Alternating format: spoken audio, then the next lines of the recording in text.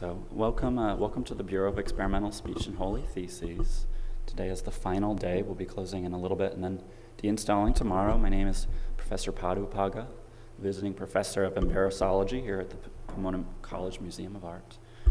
And this is all being broadcast right now live and recorded. So if anybody would like to, we do have some more guests in this space. If anybody would like to come and use our free speech auditorium, you're more than welcome to come up.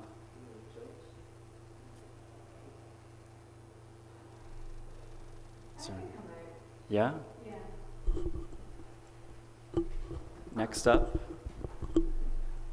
Miss Dorit Cypis. Thank you. So I need to expose my true identity. I'm the professor's mother, and we met, when was that, Adam? We met about 6 years ago, 7 years ago? Yeah. And I noticed that, well, I have to backtrack. Several years before that, I was with my sister at the Metropolitan Museum of Art in New York. And we were walking through the ancient, the rooms where they showed ancient prehistoric cultures, Mesopotamian, Babylonian, Hittite, blah, blah, blah. And I was photographing. And when we got to the display case that had represented these tiny little figurines in clay and stone of Mesopotamian people, I burst out laughing because they looked just like me. I mean, I cracked up. I could not believe I found, you know how often you look for unconsciously your own reflection in other people, you know, to see if there's, and you notice people that seem like they look like your family, right? And you recognize when no one's reflecting you, like you really are not being reflected back. And I usually have not seen myself reflected back too often until I entered the Mesopotamian room. And I fell on the floor laughing hysterically. Anyway, we roll forward about 5 years, and I meet Adam. He looks so Mesopotamian to me that I thought I had just, and he's half my age, so I thought I had met my son. So therefore, I'm his mother. That's all I have to say about that. Please come in, you're very welcome. So I'd like to make you all comfortable because this podium, even though, you know, it's solid and you can't like see me, and most leaders stand behind these things, right? And they're usually more like talking heads, like about like this, right? And they're just like a box with no body, just talking heads. So this one's a little better because it cuts me here, but you can't see the rest of me. So what I'm doing right now is I'm standing with my feet about 12 inches apart, and I'm unlocking my knees to be able to feel my connection with the floor. And as I feel my connection with the floor, I feel my breath changing, and I can feel my breath lower in my body. If I stand really tight with my knees locked, I generally feel my breath about here, and it's not grounded. I don't feel that I'm standing in a body or on the floor. So I learned this technique where you just allow your feet to stand your shoulder width apart. So every body has its own position. It's not a formula. Slightly unlock at the knees. You can try this if you'd like. Please try this. So to look at your shoulders, like just put your fingers at your shoulder tips. The audience out there, you're all welcome. Please stand up and do this so that you can feel, and look over at your fingertips so that you're seeing visually the space of your shoulders. And I'd like the gentleman in the jacket to put your fingers at the tips of your shoulders. So you're not this way, but this way, where the edges of your shoulders are. There, no, not there, is your shoulders and here, right? So, oh no, that's fine. So that's the distance of your shoulder width. So figure, you know what? I'm going to stand so you can see me. So put your feet underneath your fingertips. You could have to approximate this. And make sure that your feet are parallel and pointing forward. And this may feel awkward because it may feel like your knees have to turn in a direction you're not used to standing, because often we stand like this and our knees are pointing open. Or if we're knock-kneed, we're even more further this way. So if you place your feet exactly parallel to each other, they may be in a position you're not used to, but just feel this position as the solid position for your body. Unlock at your knees. Would you feel a difference unlocking your knees? Lock your knees again. You feel what happened in your body? Unlock your knees. So when you lock your knees again, I tend to tighten my asshole, which is physiological. It's just what your body does when you're holding tension in here. So if you unlock your knees, sense, and this is private, no one else can feel this but you, sense your anal sphincter just relaxing. Can you feel that difference? And your breath. Can you feel your breath more open and more expansive in your chest? Possibly even down into your abdomen? So I'm preparing you all to feel grounded in your own bodies so that you can come up here and feel like a leader and speak out. If you feel like this, tightened, you're going to be a barking leader. You're going to scream out and bark at people. But if you relax, feel your own body, your own breath, your own connection with the ground, you can't really, your voice doesn't go there.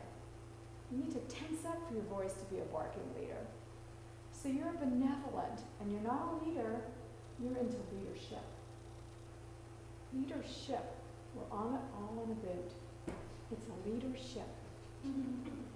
And we're all have our hands at the edge of the boats, and we're wading in the water.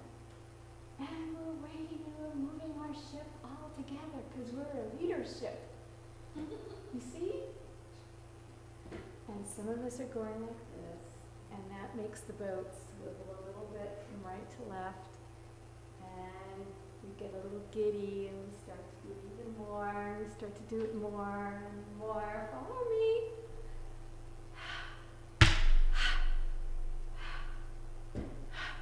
Ooh, the boat's, ship's getting rocky. Ship's getting rocky. Somebody's got to stabilize it. Woo!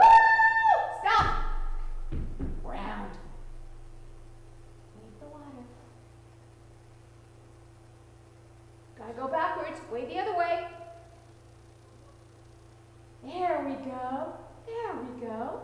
We're like, now we're sailing. And we're all in breath with each other. Excellent. Now, to loosen your throat and your tongue, I'd like you to relax your throat. Sense that the back of your throat is open.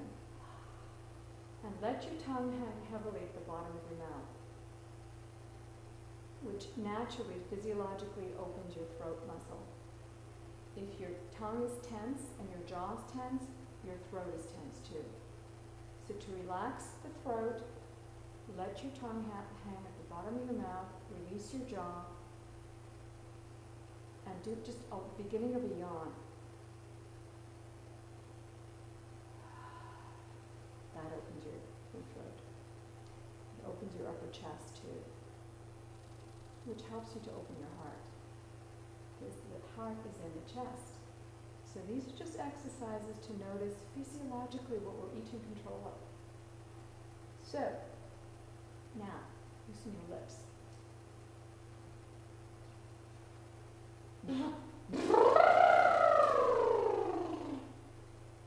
Go ahead.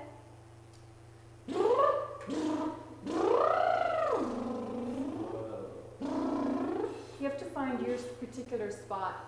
Some people find it back here. I find it more closer to the edge of my lips.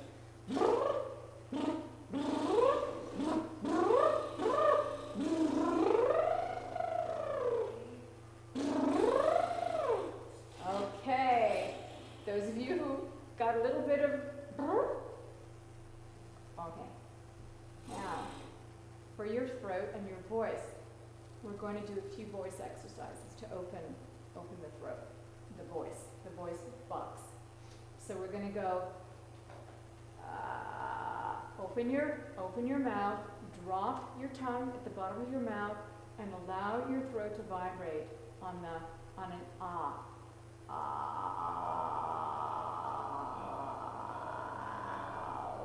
And then allow your mouth to open and close so you're creating different vowels. So it's ow.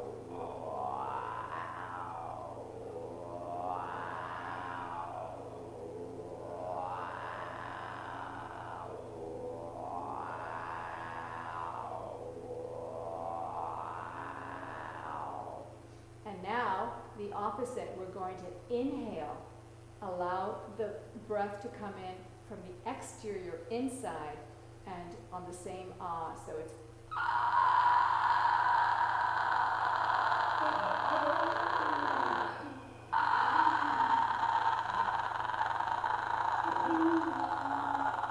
wonderful. Can you feel your voice a little louder, a little fuller? No, not so much. Let's try it again. So,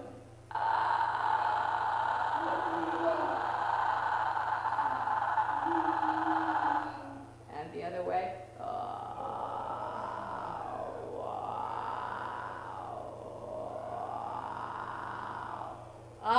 Now, can you feel your voice? Speak an Wonderful. Wonderful. Now we're prepared to all use our voices to be able to speak. Now you don't have to stand here. This is a prop. It's a prop. And it hides your body. So yeah. But it's actually, if you come here, it's fuzzy inside. Come, I'll show you. Feel this. Not here. Important to the installation here. Yeah. It's totally fuzzy and it's a sexy podium. So, should we sing a song together? Okay. Name a song. How about White Rabbit? How about White Rabbit? How about White Rabbit? Do you know White Rabbit? No? Wow, it keeps coming up. Do you know White Rabbit? It's and we have a white rabbit right behind you. There's two white rabbits standing. Bluish. They're two blue rabbits, actually.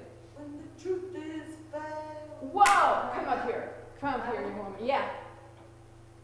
I don't need to be by the prop. Here. Okay, we'll sing it together then. How does it start? I don't know. Yes. One pill makes you larger, and one pill makes you small. But the pill that mother gives you don't do anything at all. Go ask Alice when she's 10 feet tall. And la la la la la la.